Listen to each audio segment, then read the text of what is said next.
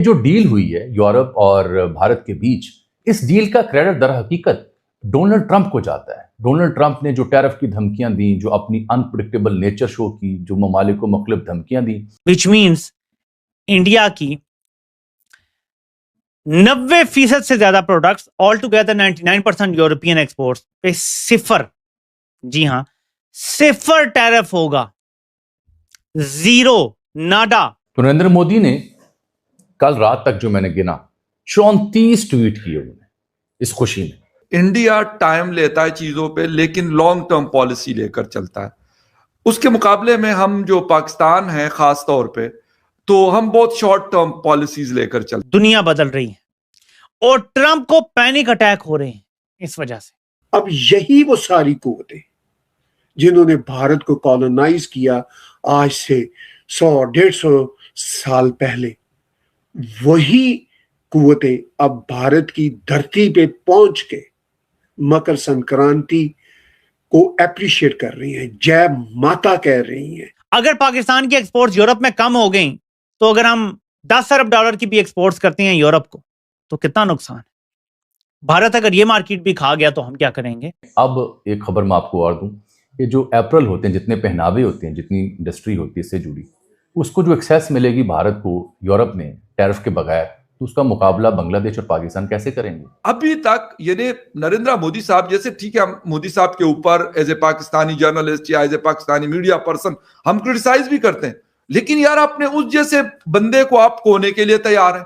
बड़ी बड़ी डील्स हो रही हैं। इंडिया की डील हमारे लिए बड़ी खतरनाक है उस वक्त जब पाकिस्तान का ट्रेड डेफिसिट 44% से ज्यादा हो गया। जो डोनाल्ड ट्रंप साहब की जिस तरीके की सोच है, मुझे तो लगता है कि हो सकता है कि इंडिया और पाकिस्तान में आपस में बैठ जाए। हमें इस वक्त पता है क्या चीज करनी पड़ेगी। अगर हम कहते हैं कि हम डोनाल्ड ट्रंप के शर से महफूज रहें, उसके लिए हमें ये लोकल, मतलब ये लोकल ब्लॉक तो खैर नहीं है यू और इंडिया का, लेकिन लोकली भी हमें इस तरह की चीजों की तरफ जाना पड़ेगा।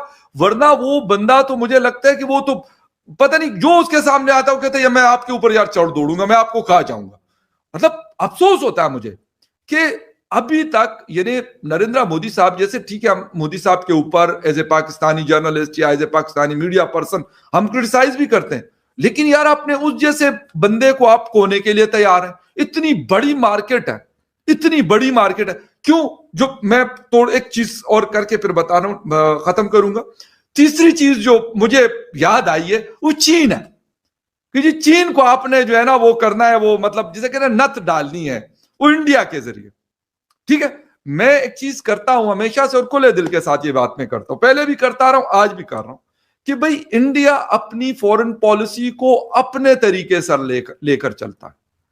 वो ये नहीं देखता कि भाई डोनाल्ड ट्रंप साहब किस चीज से खुश होंगे, जो दूसरा तीसरा कोई दुनिया का बड़ा लीडर है वो किस बात से खुश होंगे। और इस वक्त इस दौरान ईयू के साथ डील और प्लस चाइनीज प्रेसिडेंट का जो ट्वीट या मुबारकबाद जो इस पे रिपब्लिक डे पे दिया उन्होंने कि हम दो अच्छे नेबर्स हैं, ये हेडलाइंस बनी है इंटरनेशनल मीडिया में।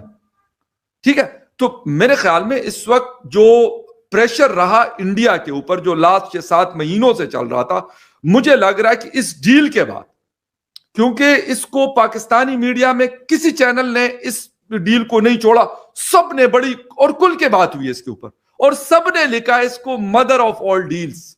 पाकिस्तानी मीडिया की बात कर रहा हूं, आप बेशक पाकिस्तान का इंग्लिश मीडिया देख लें या उर्दू मीडिया देख लें, दोनों में आपको ये टॉप हेडलाइंस में नजर आ रही है चीज। तो देखें, ये चीज बेहतर है मेरे ख्याल में। अगर थोड़ा सा अगर जो डोनाल्ड ट्रंप साहब की जिस तरीके की सोच है, मुझे तो लगता है कि हो सकता है कि इंडिया और पाकिस्तान में आपस में बैठ जाए, क्योंकि जो मतलब जो सोच वो लेकर चल रहे हैं ना, मतलब हर किसी पे चढ़ दौड़ने की, मुझे तो लगता है कि अब चीजें शायद इधर कुछ थोड़ी सी नॉर्मलसी की तरफ जाए। लेकिन डोनाल्ड ट्रंप साहब की अगर तारीफ आप नहीं करेंगे तो फिर आप उनका सबसे बड़े दुश्मन। बाकी आप कुछ भी कर रहे हैं उनको नहीं नजर आएगा, लेकिन अगर आप उनकी तारीफ करेंगे, उनको खुशनुमाई करने का बड़ा शौक है और बड़ा अच्छा लगता है उनको। तो इन हालात में मैं ये समझता हूं कि भारत के साथ यूरोपियन यूनियन की ये मदर ऑफ ऑल डील्स पूरी दुनिया के लिए एक मैसेज है कि भारत ही वो धरती है, भारत ही वो जय माता है जिसके साथ डील करके, चाहे सेंट्रल अमेरिका के लोग हों, चाहे साउथ अमेरिका के लोग हों, चाहे अफ्रीका के लोग हों, चाहे अमेरिका के लोग हों, नॉर्थ अमेरिका के लोग हों, वो सारे के सारे भारत के साथ ही डील करके मदर ऑफ ऑल ट्रेड्स की हालत में यानी फेज में आ सकते हैं। चाइना भी इस मामले में खुली आंखों से इन हकीकतों को देख रहा है। चाइना ने भी भारत के रिपब्लिक डे पे बहुत बढ़िया मैसेज भारत को भेजा, प्रेसिडेंट ट्रंप ने भी भेजा, और अरब देशों ने भी मैसेजेस भेजे। अरब देश भी भारत के साथ इस वक्त अपनी तजारत को नेक्स्ट लेवल पे लेके जा रहे हैं। अभी आपने रिसेंटली यूएई के प्रेसिडेंट का दौरा देखा।